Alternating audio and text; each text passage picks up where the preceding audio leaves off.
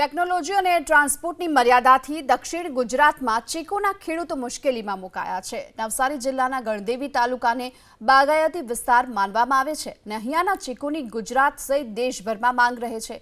દેશમાં વધતી ચીકુની માંગને પહોંચી વળવા ખેડૂતોએ રેલવે વિભાગ પાસે ખાસ ટ્રેનની માંગ કરી અને મંજૂરી પણ મળી, જે બાદ ટ્રેનના 15 ડબ્બાથી ચીકુની દિલ્હી, રાજસ્થાન જેવા રાજ્યમાં નિકાસ કરવામાં આવતી, પરંતુ હવે બદલાતા વાતાવરણથી ચીકુના ઉત્પાદનમાં ઘટાડો થતા ખેડૂતોને ટ્રેન સેવા માથે પડી રહી છે। ખેડૂતોની માંગ છે કે ઉત્પાદન ઓછું થવાની સ્થિતિમાં પેસેન્જર ટ્રેનમાં એડિશનલ ડબ્બા જોડી અને ચીકુની નિકાસ કરવામાં આવે।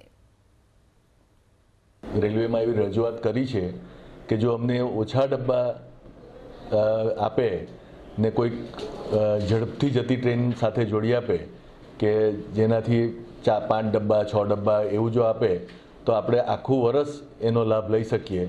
સમય વધારે જવાના કારણે એ પાક રસ્તામાં બગડવાનો કે એવો ભય રહેતો હતો અને નુકસાન ખેડૂતોને પણ અને વેપારીઓને પણ થતું હતું।